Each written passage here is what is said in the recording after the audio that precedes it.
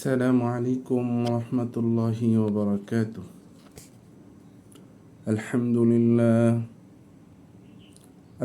لله نحمده ونستعينه ونستغفره ونعوذ بالله من شرور أنفسنا ومن سيئات أعمالنا. من يهده الله فلا مضل له ومن يضلله فلن تجد له وليا مرشدا.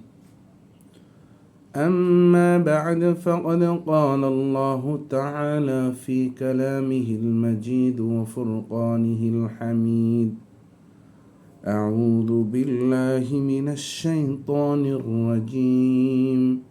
بسم الله الرحمن الرحيم. والسماء ذات البروج واليوم الموعود وشاهد ومشهود. قتل أصحاب الأخدود النار ذات الوقود إذ هم عليها قعود وهم على ما يفعلون بالمؤمنين شهود. وعن عباس بن عبد المطلب قال: قال رسول الله صلى الله عليه وسلم: ذاق الطعام الإيمان من رضي بالله ربا وبالإسلام دينا وبمحمد رسولا. إن الله وملائكته يصلون على النبي يا أيها الذين آمنوا صلوا عليه وسلموا تسليما. اللهم صل على سيدنا محمد وعلى آل سيدنا محمد كما صليت على إبراهيم وعلى آل إبراهيم إنك حميد مجيد. اللهم بارك على محمد وعلى آل محمد كما باركت على إبراهيم وعلى آل إبراهيم إنك حميد مجيد.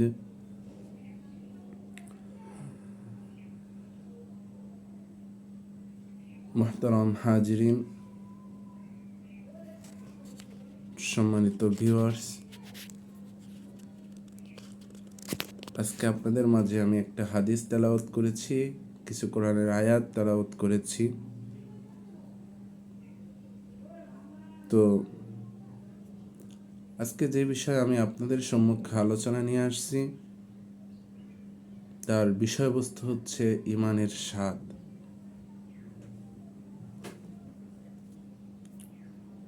প্রথমে আমি হাদিসের অনুবাদ, হাদিসের উৎস, হাদিসের সনদ সংক্ষিপ্ত আকারে বর্ণনা করব, এরপরে মূল বক্তব্যের দিকে আমি যাচ্ছি। وعن عباس بن عبد المطلب قال: قال رسول الله صلى الله عليه وسلم: ذاق الطعام الإيمان من رضي بالله ربا وبالإسلام دينا وبمحمد رسولا।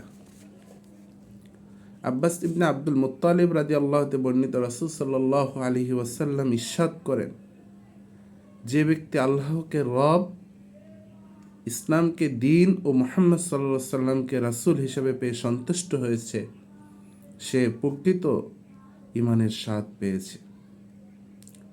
মুসলিম শরীফের 34 নং হাদিস, তিরমিজি শরীফের 2623 নং হাদিস, আহমদ 1778 নং হাদিস।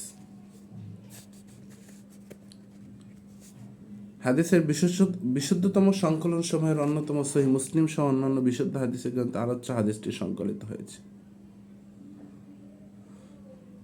হাদিস বিশারদের নিকট হাদিসের বিশুদ্ধতা যাচাইয়ের অন্যতম মানদণ্ড হলো হাদিসের সনদ।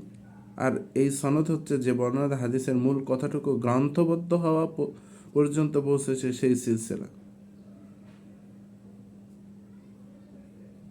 সম্মানিত হাজিরিন,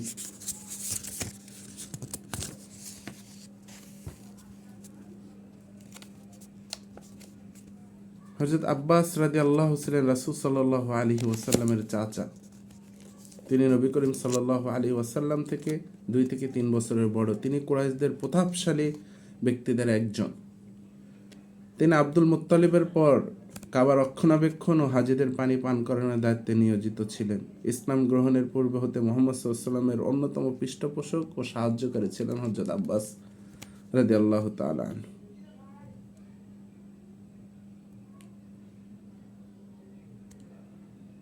622 খ্রিস্টাব্দে নবীদের অন্যতম অধ্যায় আকাবা বায়াতের অনুষ্ঠান হয়। এই বায়াত ইসলামের ইতিহাসে প্রসার ও প্রতিষ্ঠার যুগের সূচনা করে। বায়াতে অংশগ্রহণ করে 75 জন মদিনাবাসী আনসার। অনুষ্ঠান চলছিল নিষিদ্ধ রাতে মুজদালিফার পারে। সে সময় খঞ্জর হাতে এক সাহাবী নবী করিম সাল্লাল্লাহু আলাইহি ওয়াসাল্লামের পাহারায় নিয়োজিত ছিলেন। ঈমান না এনেও ঐতিহাসিক দায়িত্ব পালনকারী ব্যক্তিটি আব্বাস ইবনে আব্দুল মুত্তালিব আকাবারে বায়াত অনুষ্ঠানে আনসারদের উদ্দেশ্যে তিনি বলেছিলেন, হে মদিনাবাসী, মুহাম্মদ নিজ গোত্রের মধ্যে সম্মান ও মর্যাদার সাথে রয়েছেন। শত্রুর মোকাবেলায় আমরা সার্বক্ষণিক তার পাহারাতে নিয়োজিত আছি। আপনারা তাকে ইয়াসরিবে যাওয়ার দাওয়াত নিয়ে এসেছেন, তিনিও যেতে চান। যদি আপনারা জীবনপণ করে তাকে শত্রুর মোকাবেলায় সাহায্য করতে প্রস্তুত থাকেন, তবে আপনারা বায়াত করুন, নতুবা বায়াত থেকে বিরত থাকুন।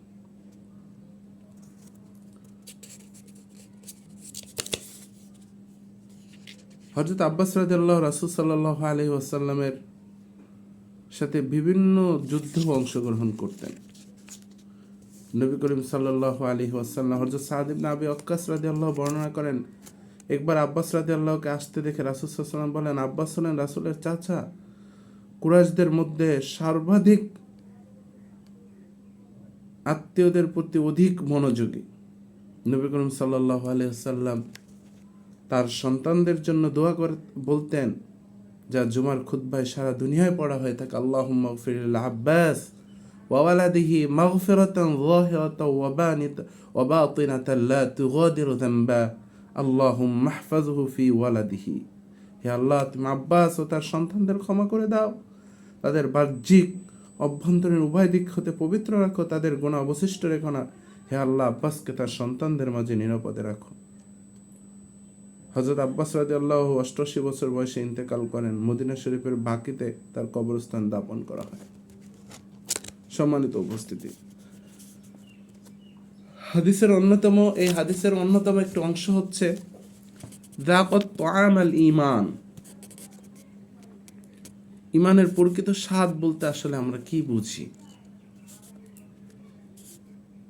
ইসলাম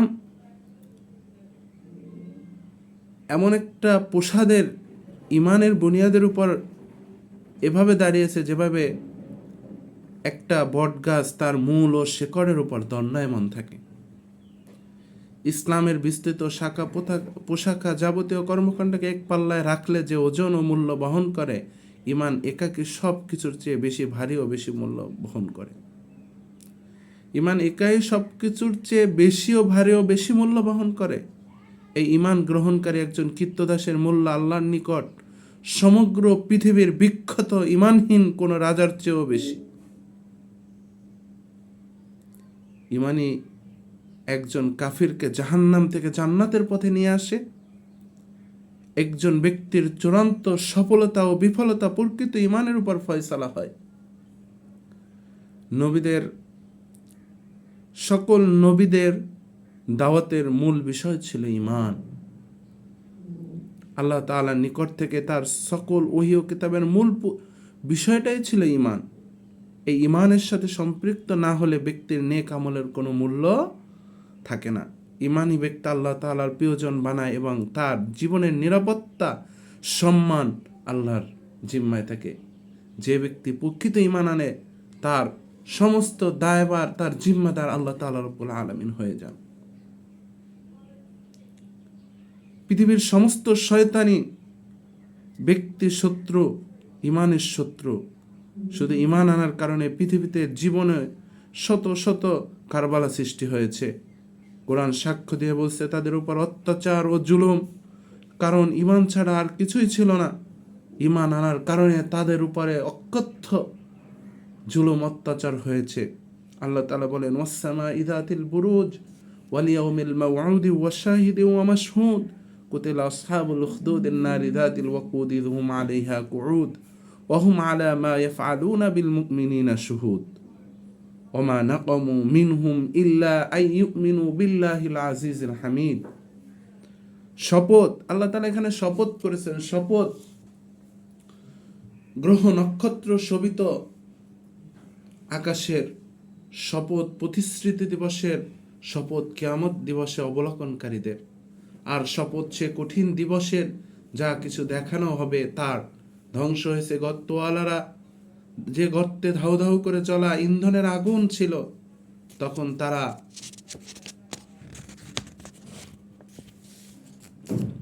পাশে উপবিষ্ট ছিল, তারা মুমিনদের সাথে যা করেছিল নিজেরাই তার সাক্ষী।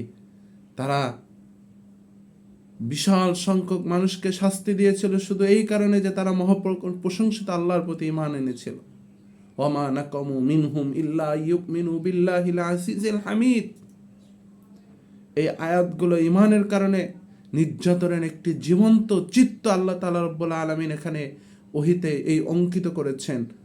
কোরআনুল কারীমের বিভিন্ন সূরা অনুরূপ আরো চিত্ত মর্মস্ব মুখ আঁকা হয়েছে। আরো কোরআনুল কারীমের বিভিন্ন জায়গায় এভাবে ইসলামের শত্রুরা মুসলমানদের উপর কিভাবে নির্যাতন করেছেন আল্লাহ তাআলা রব্বুল আলামিন বিভিন্ন জায়গায় বর্ণনা করেছেন, মর্মস্পর্শীভাবে আঁকা হয়েছে। এগুলো কোনো সাহিত্যিক কল্পনার নয়, এগুলো মহাকালে ঘটে যাওয়া মহাসত্যের মহাদলিল। এই নির্যাতন, নিষ্ঠুরতা ও লোহমার্শ বর্বর্ষ সহ্য করে ঈমানের উপরে অটল দাঁড়িয়ে থাকতে কিসে তাদের উদ্বুদ্ধ করেছিল? শরীরের এক একটি অংশ বিচ্ছিন্ন করার পর, হাড্ডি থেকে গোস্ত লোহার চিরুনি দিয়ে তুলে নেওয়ার পরও তাদের কলিজা থেকে ঈমানকে পৃথক করা যায়নি। সম্মানিত উপস্থিতি, এটি সহজে কোনো বিষয় নয়। জ্বলন্ত কয়লার উপর বিলালকে শুয়ে পাথর চাপা দেওয়া হয়েছিল, শরীরের চর্বি গলে গলে কয়লা দেহে ঢুকে পড়েছে, রক্ত চর্বিতে আগুন নিভে গিয়েছে। সেই মর্মান্তিক মুহূর্তে বেলাল রাদিয়াল্লাহু ঈমান থেকে সরে যায়নি। অচেতন অবস্থায় তিনি অস্পষ্ট ছেড়ে হযরত বেলাল রাদিয়াল্লাহু তাআলা বলেছিলেন, আলহাম আহাদুন আহাদ। এ ধরনের অসংখ্য ঘটনা সাহাবীদের ও পরবর্তী সময়ের মুসলমানদের জীবনে রয়েছে। মুসলিম ঈমানের মধ্যে কি রহস্যজনক এমন মজা খুঁজে পেয়েছিল? পার্থিব কোনো আনন্দ বা ঐশ্বর্য কোনো যাতনা তাদেরকে ঈমানের স্বাদ এই মুহূর্তের জন্য বিরত রাখতে পারেননি। তাদের ঈমানের উপর দৃঢ়তা পৃথিবীর সকল আশ্চর্যকে হার মানিয়েছিলেন। আমরা যদি চিন্তা করি হযরত সাইয়্যিদ কুতুব রাহিমাহুল্লাহর কথা, সাইয়্যিদ কুতুব শহীদ ফাঁসির রজ্জুকে পরানোর সময় নিজ হাতে তা পড়েছিলেন। অগণিত সাংবাদিকদের ক্যামেরা চঞ্চল হলেও সে দৃশ্য তারা সকলে স্তম্ভিত হয়ে পড়ে। এই প্রশ্নের জবাবে তিনি বলেছিলেন, জীবন ও মৃত্যুর রহস্য সম্পর্কে তোমরা আজও অজ্ঞতার অন্ধকারে। এই রোমাঞ্চকর মুহূর্তটির জন্য আমি অবর্ণীয় জুলুম বরদাস্ত করে আসছি বছরের পর বছর। আমরা যারা ঈমানদার বলে নিজেদের ঘোষণা দিয়েছি, আমরা কি তাদের মতো কিংবা ঈমানের স্বাদ ও মজা পেয়েছি? আমরা কি আমাদের হৃদয়ে ঈমানের সজীবতা উপলব্ধি করি? আমাদেরকে তাদের মতো ঈমান আনতে হবে। আল্লাহ তাআলা যাদের ঈমান কবুল করেছেন তাদের মতোই আমাদের ঈমান আনতে হবে। মুখে নিষ্প্রাণ কালিমা পাঠ আর ঈমানের কথা উচ্চারণ তার প্রকৃত ঈমানদার নয়, বরং ঈমান হচ্ছে সেটাই যেটা জীবনের সমগ্র তাকে স্পর্শ করে জীবন পাল্টে দেবে পরশ পাথরের মতো।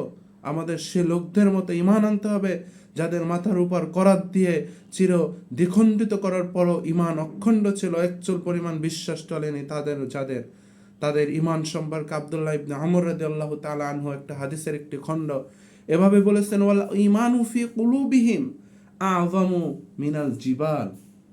ওয়াল ঈমানু ফি কুলুবিহিম আ'যামু মিনাল জিবাল। তাদের কলবের জমিনের ঈমান পাহাড় অটলভাবে দাঁড়িয়েছিল। নবী করিম সাল্লাল্লাহু আলাইহি ওয়াসাল্লাম ওই ঈমান কিভাবে হাসিল সম্ভব তা বলেছেন সে দুর্লভ ঈমান লাভের এবং তার রহস্যপূর্ণ তিন আল্লাহ তাআলা আলোচ্য হাদিসে 3টি কথা বলেছেন। এজন্য আমাদেরকে ঈমানের স্বাদ গ্রহণ করতে হলে শুধু মুখে কালিমা পড়লেই হবে না, মুখে ঈমানদার পরিচয় দিলেই হবে না, আমাদের ঈমানকে এমনভাবে গ্রহণ করতে হবে যা সমগ্র জীবনকে স্পর্শ করে পরশ পাথরের মতো। সম্মানিত হাজিরিন, এরপরে হাদিসের একটি অংশ রাসূল সাল্লাল্লাহু আলাইহি ওয়াসাল্লাম বলেছেন, মান রাদিয়া বিল্লাহি রাব্বা, আল্লাহকে রব হিসাবে মেনে তারা পরিতৃপ্ত। যারা ঈমানের স্বাদ পেয়েছে তারা আল্লাহকে রব হিসাবে মেনে তারা পরিতৃপ্ত। আল্লাহ আমার রব, এ বিশ্বাসের উপর তৃপ্ত হওয়া, আল্লাহকে রব হিসাবে পাওয়ার আনন্দ, শুকরিয়া আদায় করতে থাকো। রব শব্দটির গভীর তাৎপর্য কোরআন পাকে গুরুত্বের সাথে বহুমাত্রিক অর্থে ব্যবহৃত হয়েছে, প্রতিপালক অর্থে ব্যবহৃত হয়েছে। আলহামদুলিল্লাহি রাব্বিল আলামিন, প্রশংসা কেবল আল্লাহ তাআলার জন্য যিনি সারা জাহানের প্রতিপালক। যদি আমি ধরি মালিক ও মনিব অর্থে, হুয়া রাব্বাকুম ওয়া ইলাইহি তুরজাউন, তিনি তোমাদের মালিক ও মনিব এবং তারই নিকট তোমাদের ফিরে যেতে হবে। আনুগত্যের হকদার অর্থে, ওয়ালা ইয়াত্তাখিযা বা'দুনা বা'দান আরবাবাম মিন দুনিল্লাহ, তোমরা আল্লাহ ছাড়া আর কাউকে আনুগত্যের হকদার বানাবে না। জিম্মাদার ও তত্ত্বাবধায়ক অর্থে যদি আমি ব্যবহার করি, ক্বালা মাআযাল্লাহি ইন্নাহু রাব্বি আহসানা মাসওয়ায়, ইউসুফ আলাইহিস সালাম বলেন, আমি আল্লাহর আশ্রয় চাই, তিনি আমার জিম্মাদার, তিনি আমাকে ভালো রেখেছেন। অতএব রব হিসাবে আল্লাহ তাআলাকে গ্রহণ করার অর্থই হলো তিনি আমাদের একমাত্র প্রতিপালক, তিনি মালিক ও প্রভু, তিনি তত্ত্বাবধানকারী এবং তিনি একমাত্র আনুগত্য পাওয়ার হকদার একমাত্র আল্লাহ তাআলা। আল্লাহর রুবুবিয়াতের উপর পরিপূর্ণ ঈমান আনার প্রকৃত স্বাদ উপলব্ধি করা একান্ত জরুরি। আর আল্লাহ ছাড়া কারো উপরে রুবুবিয়াতের কোনো অংশ সাব্যস্ত করে শিরক। পৃথিবীতে যত বিপর্যয় সৃষ্টিকারী শক্তিগুলো যুগে যুগে নিজেদেরকে সবচেয়ে বড় রব বলে দাবি করেছে, অগণিত মানব যারা রুবুবিয়াত মেনেও নিচ্ছে, আজকের বিশ্বে যারা সুপার পাওয়ার ঘোষণা দিয়ে পৃথিবীর সর্বময় ক্ষমতার অধিকারী বলেছে, মানুষ লালন পালনকে সে বিশ্ববাসী আনুগত্য বশ্যতা দাবি করেছে, তারাও প্রকৃত অর্থে নিজেদের রবই দাবি করছে। এরা ফিরাউন, হামান, নমরুদদের উত্তরসূরি। নবীদের মতো এদের সকল তাগুতি শক্তির বিরুদ্ধে সংঘাত যেতে বাধ্য হয়েছিলেন।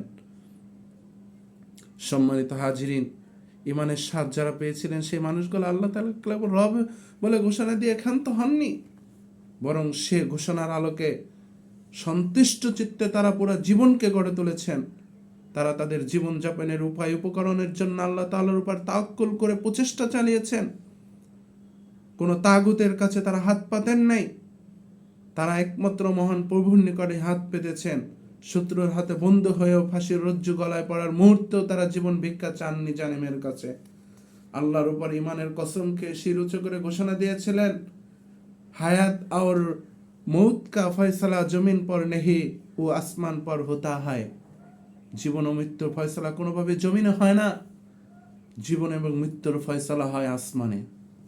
সম্মানিত হাজির, নবী সাল্লাল্লাহু আলাইহি ওয়াসাল্লাম এই হাদিস থেকে আমাদের যে জন্য পয়গাম নিয়ে এসেছে, আল্লাহ তাআলা রুবুবিয়াত রূপর যারা সন্তুষ্ট, তারা আলোতে অন্ধকারে, জীবনে মরণে, সুখে দুঃখে, হাসি কান্নায় আল্লাহর সিদ্ধান্তের উপর রাজি থাকবে।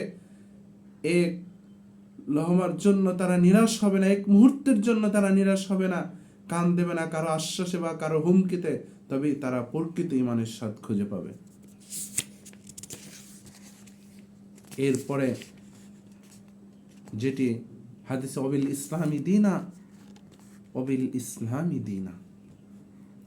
সম্মানিত হাজিরিন, ইসলামকে জীবন বিধান হিসাবে গ্রহণ করা, তারা পরিতৃপ্ত সন্তুষ্ট হয়েছে। ঈমানের স্বাদ তারাই পেয়েছে যারা আল্লাহকে সন্তুষ্ট করতে পেরেছে, যারা ইসলামকে জীবন বিধান হিসাবে তারা পরিতৃপ্ত সন্তুষ্ট হয়েছে, তারাই ইসলামের ঈমানের স্বাদ পেয়েছে। ইসলাম একটি আচার অনুষ্ঠান ধর্ম হিসাবে গ্রহণ, বরং তারা পূর্ণাঙ্গ জীবন ব্যবস্থা হিসাবে ইসলামকে গ্রহণ করেছে। কুরআনুল কারীম জীবন বিধান অর্থে আফাগায়রাল্লাহি ইয়াবগুনা ওয়া লাহু আসলামা মান ফিস সামাওয়াতি ওয়াল আরদি তাওআন ওয়া কারহা ওয়া ইলাইহি ইউরজাউন। তারা কি আল্লাহর দেওয়া জীবন বিধান ছাড়া অন্য কোনো জীবন ব্যবস্থা তালাশ করেছে? অথচ আকাশ এবং জমিন সব কিছু ইচ্ছা অনিচ্ছা আল্লাহ তাআলা বিধানের নিকট আত্মসমর্পণ করেছে এবং তার নিকট সবাইকে ফিরে যেতে হবে। সম্মানিত হাজিরিন, দিন হিসাবে ইসলামের ব্যাপক ও বিস্তৃত জীবন ব্যবস্থার নাম। আপনি চিন্তা করে মানব জীবনের সকল দিক বিভাগকে ইসলাম অন্তর্ভুক্ত করে, ব্যক্তিগত, পারিবারিক, সামাজিক, অর্থনৈতিক সব কিছু ইসলামী নির্দেশনা রয়েছে। পৃথিবীতে বসবাসের সূচনা হয়েছিল আবুল বাশার আদম আলাইহিস সালাম হতে। তার উপর আল্লাহ তাআলার বিধান নাজিলের সূচনা হয়। তখন থেকে ইসলামের যে বিকাশ শুরু হয়েছে সাইয়েদনা মুহাম্মদ রাসূলুল্লাহ সাল্লাল্লাহু আলাইহি ওয়াসাল্লামের মাধ্যমে সেই জীবন বিধান বিকাশের পরিপূর্ণতা লাভ করেছে। আল ইয়াউমা আকমালতু লাকুম দীনাকুম ওয়া আতমামতু আলাইকুম নি'মাতি ওয়া রাদিতু লাকুমুল ইসলাম দীনা।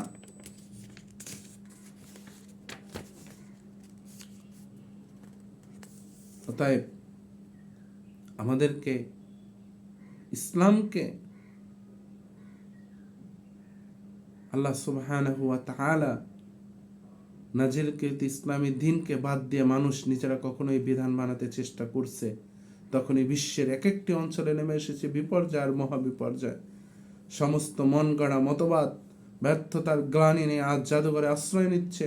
দীর্ঘদিন পর্যন্ত মানব মস্তিষ্ক আর কোনো নতুন জীবন ব্যবস্থা জন্ম দিতেও পারছে না। কতগুলো বিকলাঙ্গ, অন্ধ, বধির, বোবা ও রোগের মতবাদের প্রসাব করে পৃথিবীর আজ যেন প্রজনন ক্ষমতাও হারিয়ে ফেলেছে। সম্পূর্ণ জীবন নিয়ে এগুলো রচিত হয়নি। এইগুলো পরিত্যাজ্য, ব্যর্থ, পরাশক্তির জনবল, রাষ্ট্রীয় ক্ষমতা, সমস্ত মোতায়েন করে ওরা সকল মতদর্শের মতো প্রাণ সম্পদ হচ্ছে না। অতএব দিন হিসাবে ইসলাম কবুল করা, অমৃত স্বাদ আচ্ছাদন করা সম্ভব হবে। সম্মানিত হাজিরিন, এর হাদিসের পরে অংশ মুহাম্মাদিন রাসূলা। ইমানের মজা তো তারাই পেয়েছে যারা মুহাম্মদ সাল্লাল্লাহু আলাইহি ওয়াসাল্লামকে নবী ও রাসূল হিসেবে পেয়ে তৃপ্ত সন্তুষ্ট হয়েছে।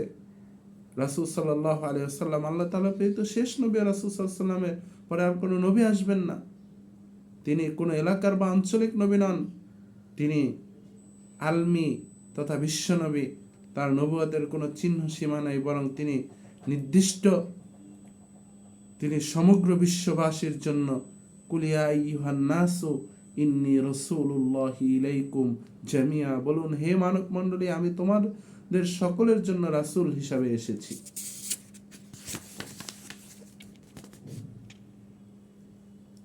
অতএব মুহাম্মদ রাসূলুল্লাহ সাল্লাল্লাহু আলাইহি ওয়াসাল্লামকে রাসূল বলে ঈমান আনার পর কোনো মহৎ ব্যক্তি, দার্শনিক, মনীষী, মহান নেতা,